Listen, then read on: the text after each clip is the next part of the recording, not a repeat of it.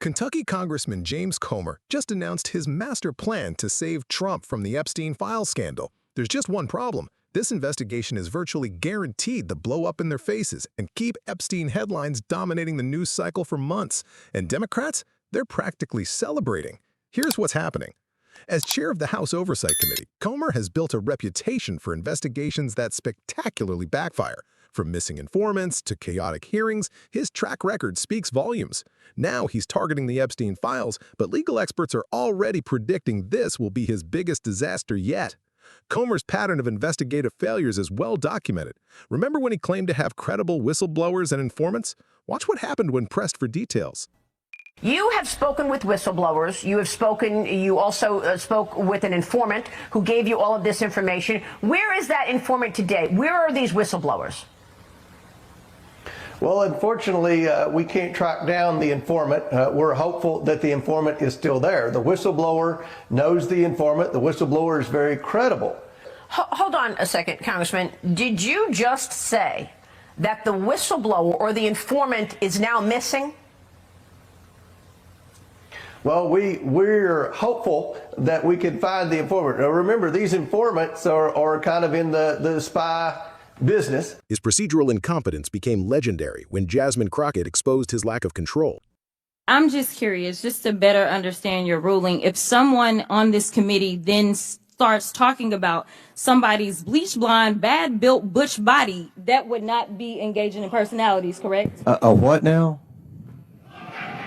Chairman, I make a motion to strike those words. I don't think that's a part I'm of it. trying to find clarification on what quality. Chairman, motion to strike those I had no idea words. what you just said. We're not gonna do this. Look, you guys earlier literally just You just voted to do it. Y'all did it first, so you don't want to talk about voted to do it. Order. I'm trying to get clarification. Look at calm down. No, because this is what y'all do. So I'm trying to get Miss clarification. Crockett, you're not recognized. Miss I can't hear Crockett. you with your And yelling. You don't want calm me to down. Be, Can you please calm down? Don't tell me to calm down. Calm down. Because y'all talk Please calm noise down. and then you You're can't out of take control. Because if I Look, Chairman, come in. Former prosecutor Dave Ehrenberg explains why Comer's witness list reveals the investigation's fundamental flaws. This list came from the legal advisor called Arnold the Pig.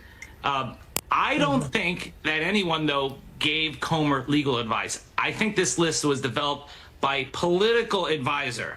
It just looks like Comer threw darts at a list of Trump's enemies from both sides of the aisle.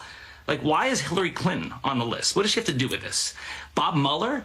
Bob Mueller, who Trump hates, it was the FBI director at the time, but he had nothing to do with the non-prosecution agreement. You know who did? Alex Acosta, but he's not on the list, as you correctly noted. Of course, Trump's not on the list either. But here's the kicker.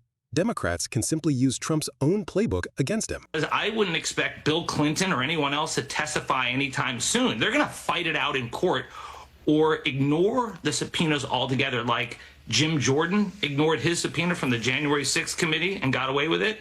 A strategy of delay here, working things through the court, would probably work because the Democrats are expected to take over the House next November, and that would shut this whole thing down. So it all seems like political theater here by politicians who badly want to change the subject. The final blow, even Trump's base won't be satisfied with this approach. Right. And this base is not going to be satisfied by just hearing testimony or getting redacted grand jury records. And that's where the administration is going. The administration is trying to placate their base, which is up in arms, because the base had been promised the Epstein list, and there is no Epstein list. But there is an Epstein file. And now the administration is saying we're not going to release the Epstein file.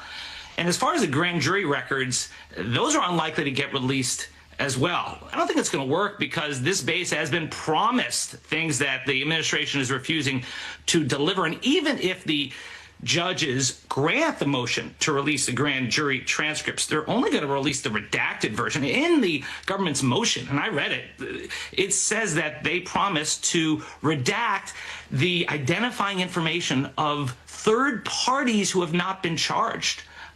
So the MAGA world, who already feels betrayed, is not going to stand for this. So either way, they're going to lose. And these are people who feasted on conspiracy theories, and Epstein has been the main course. So if they think that the grand jury records will tide them over, it'll be the latest miscalculation in this unending controversy. Comers' Epstein investigation represents everything wrong with performative politics over substance.